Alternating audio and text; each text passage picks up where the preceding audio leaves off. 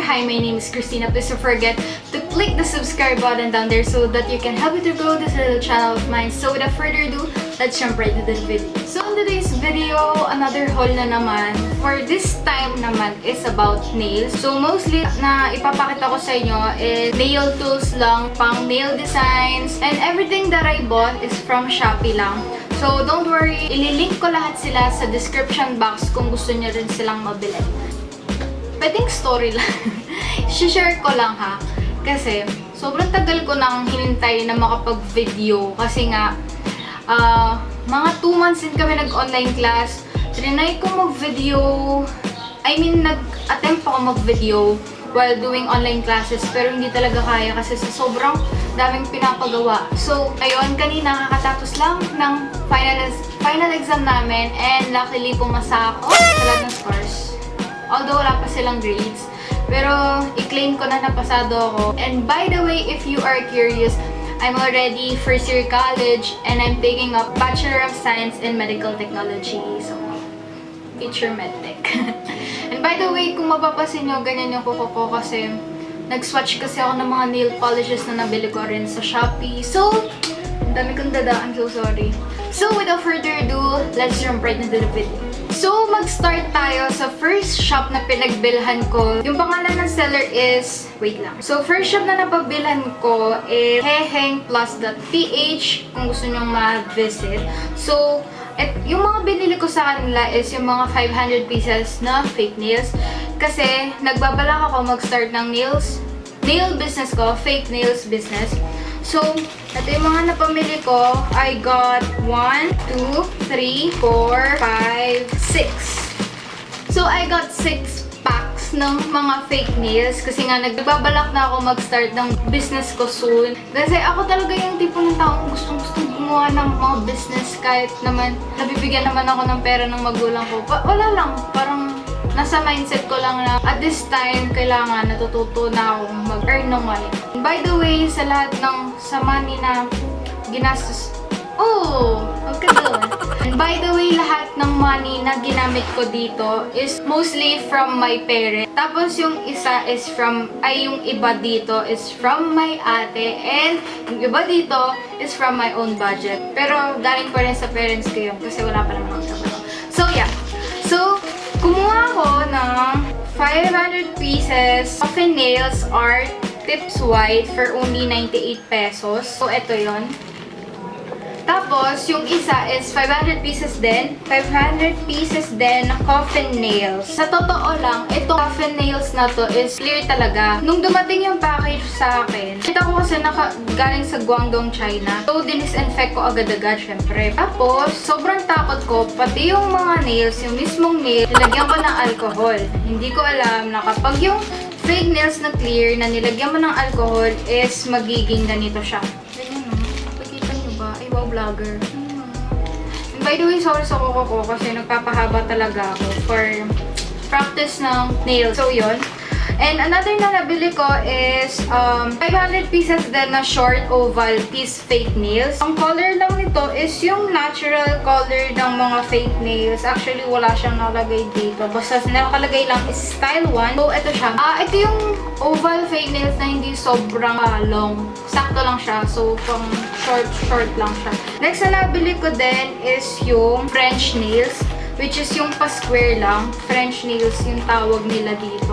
500 pieces din siya. And actually, meron na akong ganito nung una pa. Kasi hilig ko na talagang mag-ano-ano sa mga nails. Mag-arty-arty sa nails. So, na-try ko nang gamitin to. So, in total, 6 packs ng fake nails na nabili ko. Ang total na binayaran ko is 661 pesos. Actually, nahirapan talaga akong maghanap ng mga fake nails na nandun na lahat ng shapes. So, ito lang nakita kong shop na o-offer ng iba't ibang shape ng fake nails. Mostly, yung iba nag-o-offer limited lang, like ballerina, coffin, like that. So, yun. So, next. Dami kong daldal. Sorry. So, next na nabili ko is from mymalinmall.ph. Overseas din to, like kanina, yung 𝓗𝓗𝓗𝓲𝓪.ph. So, una, ang nabili ko sa kanila is tong 12 grade nail art star heart silver gold metal ribbon. Ang haba. Stud 3D DIY charms. So, Ito yung mga dinidesign sa fake nails. Ito siya. This is only for 83 pesos. Dito is for fake nails talaga siya kasi meron siyang curve na ganun. Eh, di ba yung nails natin is pa-curve na ganun. So, pag dinikit natin is saktong-sakto siya. So, ang ganda rin niya. Ang problem ko lang dito is kapag hindi siya nalagyan ng magandang top coat, medyo nangingitim siya agad. So, yun yung pangit lang dito. So, yun. 83 pesos yun. So, I got this for only 58 pesos. Which is okay na sa 2,400 pieces. So, next naman, kasi sa yung fake nails, bago mo siya i-prime and lagyan ng nail polish, kailangan mo muna siyang i-buff. So, bumili ako ng 10 pieces. So, bumili ako ng 10 pieces nail art, buffing sanding files, buffer block UV gel polish remove. So, 10 pieces to. Yung isa ginamit ko na kasi ginawa kong stand nung hindi pa dumating yung nail stand ko. So, ito lang siya. Ito yung pang-buff nails mo before mong maglagay ng fake nails para medyo maging rough yung canvas ng nails mo and maging long-lasting yung pagkapit ng fake nails. And actually, nakakita kasi ako ng DIY nail stand para dito. Isalagyan mo lang ng mga pin. Then, pwede mo na siyang pagdikitan ng mga fake nails pag in-nail polish mo siya. So, yan. So, I got this for only 86 pesos. 10 pieces na siya. So, pwedeng-pwede na. So, syempre, lahat ng napamili ko, sasabihin kong okay na okay kasi talagang pinag-isipan ko bago ko bilhin. So, next naman na nabili ko is 20 pieces nail art 2 with 15 pieces UV gel polish, drawing brushes plus 5 pieces dotting. Ito siya, art design. Ayan. Tapos, kasama nito is yung 5 pieces na rhinestone picker. 5 pieces na siya and iba't ibang size. So, okay. Ito, may nangyari kasi. Sobrang excited kong bumili. Na-doble ko siya. So, yung dalawang pinakita ko kanina is package siya na nakuha ko for only 103 pesos. So, next, ko alam na na-add to cart ko pala to. Ayan ulit. Rhinestone picker. Pag binili mo to ng isahan, this is for 69 pesos. Hindi ko siya na double check. So, yun lang yung mali ko talaga. Nagsayang pa ako ng pera. Ulipat na tayo sa next shop. So, next na napagbilhan ko is from 𝓲𝓷𝓼𝓽𝓲𝓪 Overseas ulit din to. And for this shop, isa lang yung nabili ko, which is the 12 LED nail art dryer 36 watts UV manicure drying lamp. So, ito siya. So, China din to. Sinanitize ko pa ng bongga to. So, ito siya. Nung dumating yung package, syempre ayan o, ang ganda ng very good yung seller. Ang ganda nung packaging nung niya. Para safe talaga siya. Baka kasi mabasa. Ganda naman. Although plastic lang siya. So, yan. Ito yung UV lamp na nabili ko. This is only for 277 pesos. Naka-sale siya. Originally, yung price niya is 554. So, syempre, dun ako sa mura. And, just a tip lang, kapag bibili kayo sa Shopee, always look for some reviews muna bago bumili. Kasi yung iba may scam pa din hanggang ngayon. So, yun. Ito lang siya. Meron siyang 90 seconds. Meron siyang 90 seconds, 60 seconds, 30 seconds. So, sa mura niyang ganito, nakaka-cure na siya ng nail polish. So, very good naman. It's only for 277 pesos. And, ganda na, sis. Bilhin nyo na. Naging endorser. So, yan. Next, move on na tayo sa next shop. Tayo sa other shop, which is 𝓲𝓼𝓽𝓲𝓪. So, isa lang yung binili ko dito, which is the CASTELL Top It 90 pieces. So, nagtataka kayo para saan to? This is for nails. Ito yung magiging pandikit nyo dun sa nail stand. Ito, papakita ko sa inyo. Ito siya. Kasi, meron sa fake nails, magiging stand nyo kapag magne-nail polish kayo. Like, Neto, gumawa ako, which is failed pa. Ito siya. Ayan. Ganun yung purpose niya para maging stable kapag nag-nail polish ka na. So, yun. So, sobrang dami nito. Sobrang dami na nito. As in, parang naabot ng isang taon to kasi reusable siya. Yan. This is a multi-purpose tack. Sa ibang shop, sobrang mahal niyan. May 300, 200 pesos pa ako nakita. And overseas yun. And ito, sa Philippines lang. Sa Philippines lang to. And this is only for 75 pesos. For 90 pieces na, which is murang-mura. Kalain mo yun, 300, 200, pinibenta nila. Tapos may 75 pala. Kung hindi ako nagganap, mapapagastos ko ng 200. Mahal-mahal. Kuripot pa naman ako. So, move on ulit tayo sa another shop naman. So, next na shop is Pretty Holic Store. So, ito, by the way, yung seller dito is sobrang bait kasi binigyan niya ako ng discount. So, syempre, binibigyan tayo ng discount kasi gusto natin. So, yeah. So, yung binili ko dito is, yung una is Cuticle Scissors Stainless, which is pagkupit ng cuticle. Kasi cuticle scissor. So, ito siya. Binili. Ito siya. So, this is only for 45 pesos. So, binili ko to kasi baka pwede siyang pangkat ng fake nails if sakaling i-shape ko siya or babawasan ko if meron mang bumili ng premium set. Okay. Next naman is same shop pa din. Itong package na to. So, sobrang bait ng seller. Ginawa niya ako ng package kasi nga, dun sa shop niya mismo sa Shopee, wala na talagang stock. So, parang, hindi ko alam kung di niya ma-update or sadyang wala na talaga. Pero, nung nag-message ako sa kanya, sabi ko, pwede po, meron po ba kayong nail polish na white? Kasi yun lang po talaga yung habol ko. Kasi gusto ko mag-start ng fake nails na white and pink. Nude pink. Kumbaga, yun yung starting colors ko.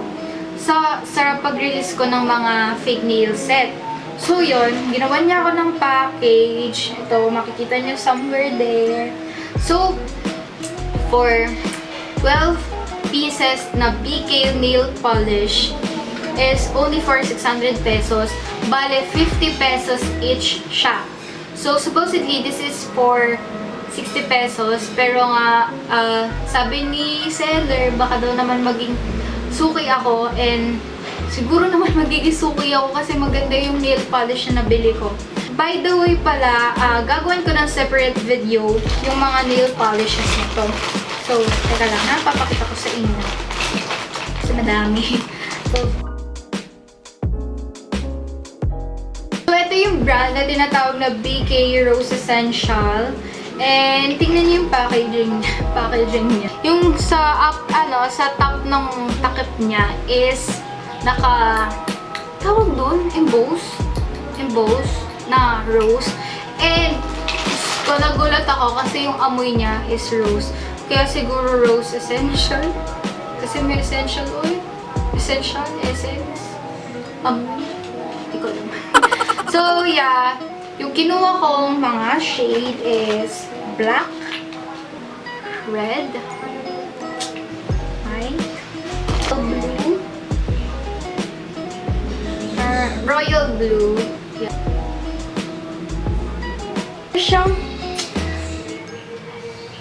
Parang siyang pale na green na sobrang light pastel green na pag-gray, hindi ko ma-explain. Pink ulit pero in different shade, medyo darker and mid green. Ito yung pinaka-favorite ko na color, nude pink. Yan. And surprisingly, yung BK nail polish, nakita yung mic. Surprisingly, yung BK nail polish has their own base and top coat din. So, ito yung base coat nila. Meron din silang top coat. Bongga. So, yan. Ito, nagpakita ko na lahat ng nail polishes na nabili ko from BK Nail Polish. From Pretty Holic Store. Na brand is BK Nail Polish. I-review ko siya for separate video, so make sure to subscribe. Subscribe ka muna. Sige na! Hintayin kita. Subscribe ka muna. Hintayin kita. Sanay na naman hintayin. Ganda. Hyper ko kasi sobrang happy ko kasi tapos na yung final exam. So, next naman from same store is Stumper Scraper Stamping Nail Art. So, yeah. Kung makikita niyo sa picture, kala niyo ang laki. So, pagkadating sa akin, may tulog pa ito kaliit. Kus ka, bebe. Yan. For those who don't know para saan to is, ito yung, parang may explain. Actually, may plate to, which is lalagyan mo ng nail polish, then i-scrape mo, then igaganon mo, then ilalagay mo sa nails mo. Mag-insert na lang para maintindihan nyo. Kasi, as of now, wala pa ako ng plate na ganun. So, yeah. This is only for 50 pesos. Sobrang liit. Hindi ko alam na ganito kaliit. So, last two na lang tayo. Last two products na lang. Matatapos na tayo. So, next thing that I got from Pretty Holic Store din is this Cuticle Pusher Spoon Cut. So, ito siya.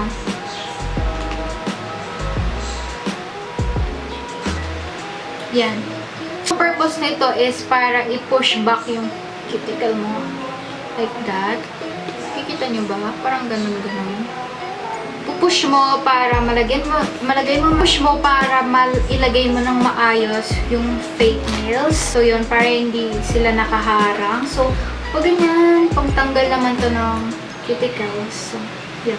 So, for this product is, tapos na tayo, fake nails holder for nail.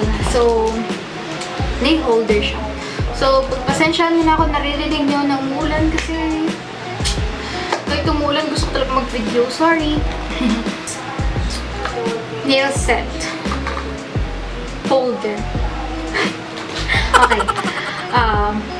Ito yung picture niya kapag nagawa na yung bilog. Ito. Papakita ko sa inyo. Actually, nagamit ko na kasi siya. Trinay ko agad. Ito na siya. Ayan. Actually, ano lang siya. Foam lang siya. Ayan. Ginamit ko na. So, by the way, ganyan yung purpose niya pang stand ng nails mo. And para kapag i-cure mo siya sa UV nails is maayos. So, yeah. So, bali ito is 5 pieces na siya. So, isang kamay lang muna yung magagawa mo. So, this is only for 85 pesos. May 5 pieces ka na nail stand. So, sulit na din. Yung reason ko bakit ganito lang yung binili ko. Actually, there are nail stand na mga metal. Yung mga gold, ganun-ganun. Hindi ko binili kasi feel ko sobrang mahal. And may nakita naman ako na DIY nail holder using nail buff. So, yun. So, yeah, we're done. Thank you for watching this Shopee haul. So, don't worry. Lahat ng products na pinamili ko would be linked down below. So, check it out. So, yeah, thank you guys for watching. Please don't forget to click the subscribe button down there. And please click mo na din yung notification bell behind it para updated ka whenever I post a new video. So, yeah, see you guys sa my next video. Bye!